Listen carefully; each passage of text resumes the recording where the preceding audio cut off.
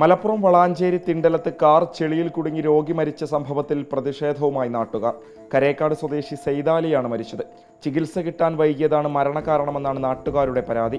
ദേശീയപാത നിർമ്മാണത്തിന്റെ ഭാഗമായി മേഖലയിൽ കുന്നിടിച്ച് മണ്ണെടുക്കുന്നുണ്ട്.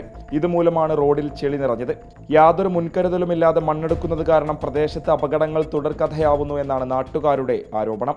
രോഗി ഏകദേശം ഒരു അരമണിക്കൂറോളം ഈ വണ്ടിയിൽ കിടന്നിട്ട് അപ്പുറത്തെ സൈഡിൽ നിന്ന് വേറൊരു വണ്ടി വന്നിട്ട് അതിലാണ് അവരെ ഹോസ്പിറ്റലിൽ എത്തിച്ചത്. ആ ഹോസ്പിറ്റലിൽ എത്തിച്ച് ഡോക്ടർമാരെ എല്ലാവരും പറഞ്ഞു, ഇത്രയും നിങ്ങൾക്ക് അറിയാം, ഒരു അരമണിക്കൂറോളം അവർ ആ ഹോസ്പിറ്റലിൽ മുന്നേ എത്തിയെന്നുണ്ടെങ്കിൽ ആ ജീവൻ നമുക്ക് രക്ഷപ്പെടുത്തായിരുന്നു.